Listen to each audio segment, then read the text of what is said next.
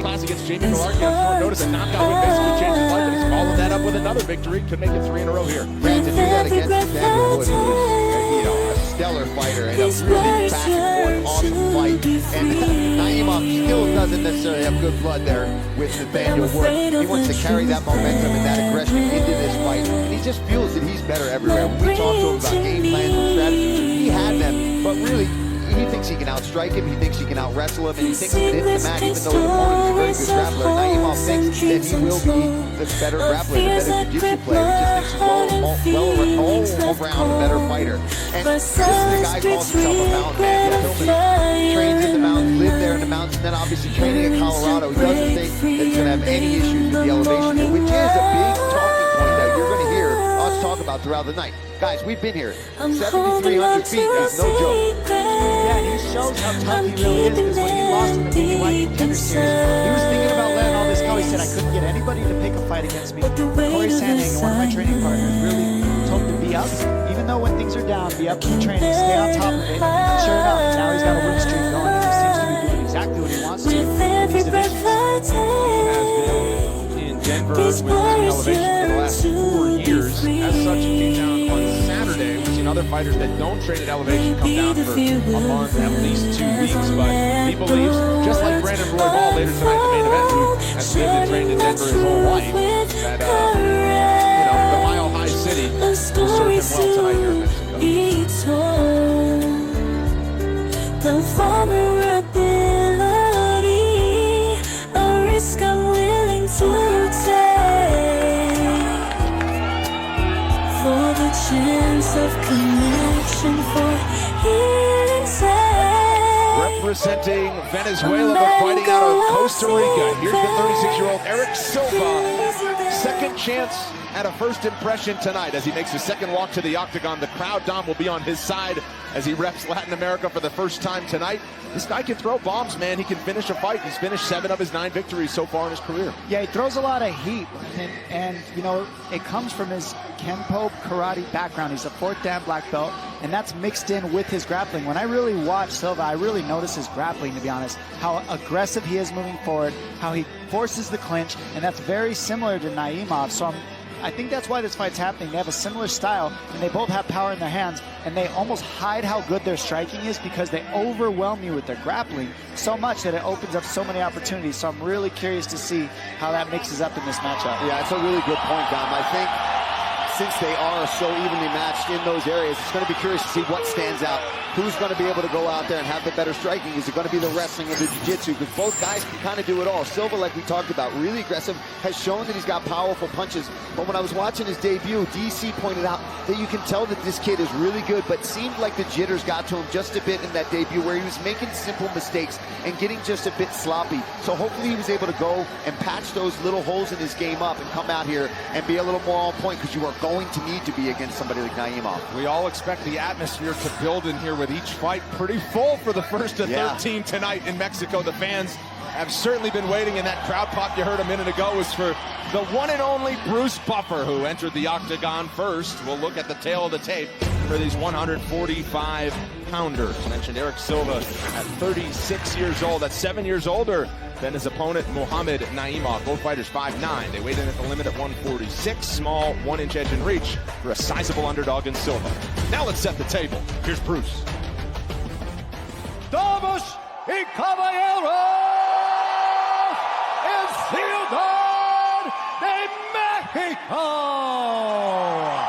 Ladies and gentlemen, we are live from the CDMX Arena in Mexico City, Mexico, for UFC Fight Night Moreno versus Royval 2.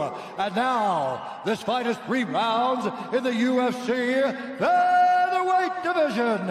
Introducing first, fighting out of the blue corner, a mixed martial artist, holding professional record, 10 wins, 2 losses. He stands 5 feet 9 inches tall, weighing in at 146 pounds.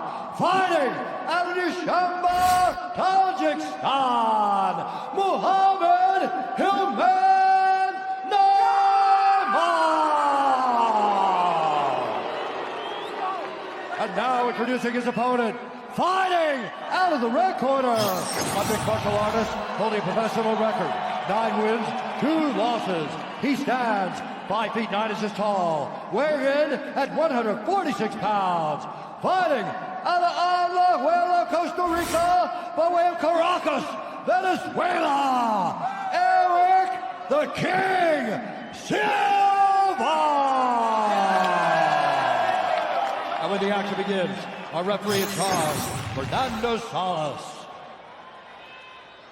Ready to rock and roll from Mexico City tonight. Vanessa is on hand with us. Erik Silva, the underdog.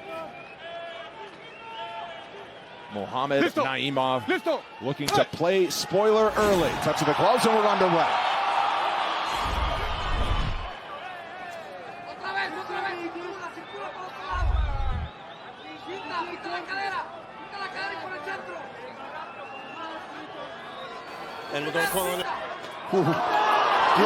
Sat him down with one spin. Something happened to his foot. Yeah, it didn't look like that landed. I mean, I don't know if it landed, but I just noticed he made a ow sound and it was his foot, not his head, but maybe he was rocked. Silva now over under along the fence. Naimov reverses a nice trip to get things to the mat. Oh, he's got it. Oh, and that's it. Must be some kind of injury. Yeah, he's grabbing his leg. Oh, it's really bad. And Salas, the referee, calling for the doctor right away. Just no telling what actually happened. So the ringside physician in to see, and we'll obviously get a look. He's grabbing his left leg. Like you said, Dom, the spin kick came up top. He got the guard up. We'll see. They'll show the replay. We'll see what happened to his leg. Maybe he posted funny. Oh, he stepped back on the oh, fence. Did he pop an Achilles or something? Yeah, he stepped back in that little gap, and it looked like it hurt his foot. They're checking his knee, though. Spin kick was beautiful. Set all that up, to be honest. All right, well, you got to feel for Erik Silva, not how we expected to start the night. We'll make things official for this first matchup when we come back.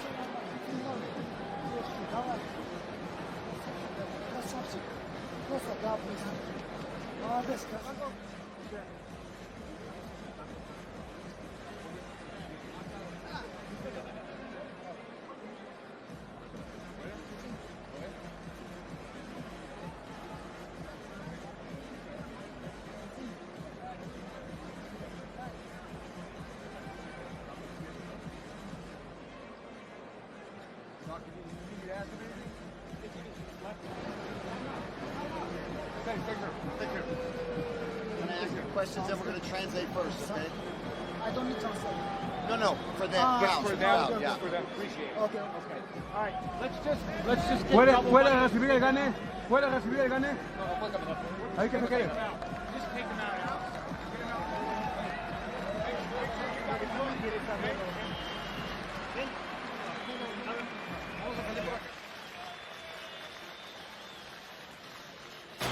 Later tonight, right here on ESPN Plus, 2 of the best flyweights.